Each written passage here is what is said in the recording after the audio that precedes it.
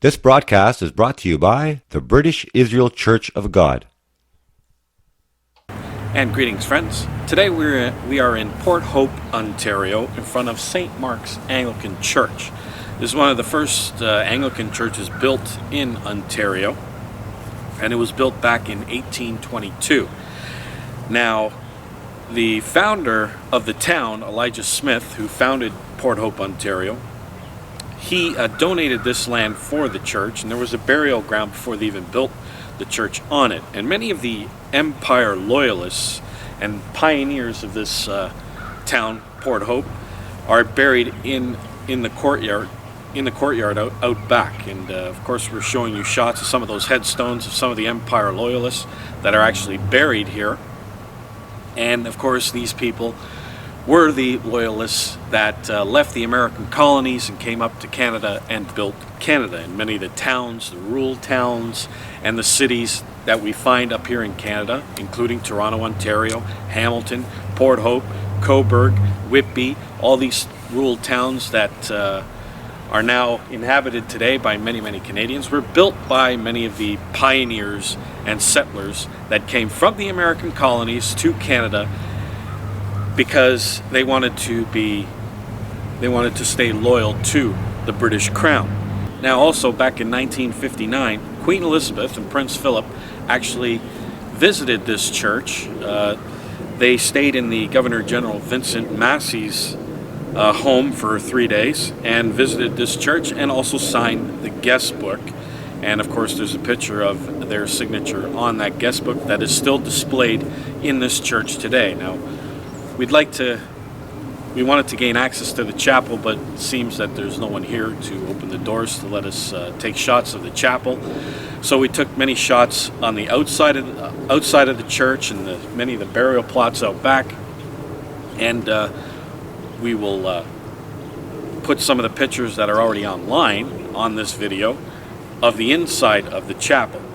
Now, the reason why I'm doing this video in front of one of the oldest Anglican churches in Ontario is because many people do not realize that the Anglican Church in the 17th, 18th centuries, and even in the 19th century, knew and believed and preached all over England that England was indeed Ephraim and part of the lost 10 tribes of Israel, and it also even came into the British North American colonies as well, that teaching. Here's just some of a list of some of the people that preached British Israelism in the Anglican Church. The Archbishop Bond of Montreal, Titcombe, a bishop of Rangoon, Reverend M.S. Alexander, an Anglican bishop in Jerusalem, Reverend Thornton, first Anglican bishop of Ballarat, Australia, who stated, "British Israel truth is most wonderful. I wish I had known it 25 years earlier. It makes clear so many things that have been obscure." So many in the Anglican Church believed in British Israelism and brought it to the Canadian colonies and American colonies as well, to the point where Cardinal John Henry Newman, who was an Anglican priest but then converted to Catholicism, and he said this about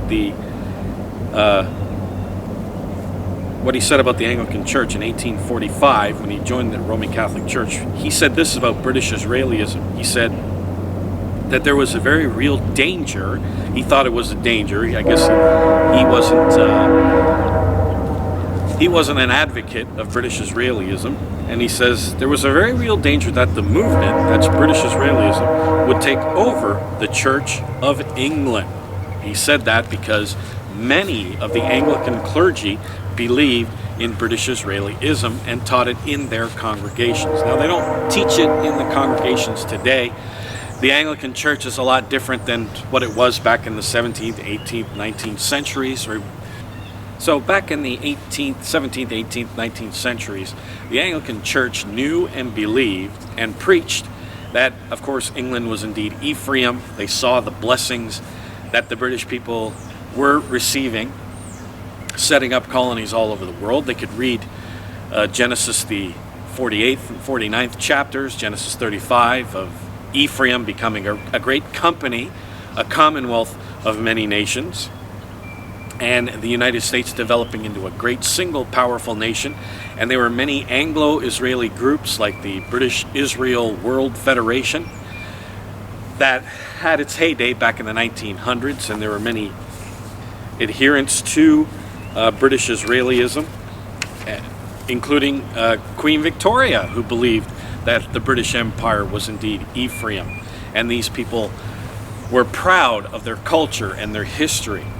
And the Anglican Church were for God, King, and Empire. I don't know about that today. Today I hear from some people in the Anglican Church that they don't preach that anymore. And of course today the church is all politically correct, and they want to be inclusive and so on. So many of those doctrines of God, King, and Empire are not preached today in the Anglican Church, even though if you go into some of these Anglican churches, you see the flags, you see pictures of St. George and many of the British symbols that you find in the Anglican Church, but they really don't preach about patriotism. They don't really preach about king and empire any longer. I guess it's just not politically correct. But back in the day, and this is why I'm doing this video, is back in the day, the Anglican Church was a real promoter of British Israelism, and they really believed that England was indeed Ephraim. Now, we can prove that to you if you want to download our booklet, The United States and the British Commonwealth in Prophecy. And we will show you that England is indeed Ephraim, and that the Canadian people, the British Canadian people, are the tribe of Ephraim. And of course, the Quebec people are of the tribe of Benjamin. And we prove that to you in that booklet, The United States and the British Commonwealth in Prophecy. So British Israelism was really being preached in England, in Canada, in other places around the Commonwealth. Many of the Anglican priests believed it at the time, and so the knowledge of British Israelism was in the colonies. But now that knowledge has been lost, but we here at British Israel and many other of the churches of God still believe and still preach that England is Ephraim, the United States is Manasseh, and of course you cannot understand prophecy without that vital key of who is Israel in this end time. So this is just one of the many stops that we are making all over Ontario, filming around the different churches that dot the landscape of Ontario, and showing you the roots of the Canadian people, and that the Canadian people are actually identified in the pages of the Bible. From Port Hope, Ontario, this is Peter Salemi saying goodbye, friends, and I'll see you here next time on the Watchman program.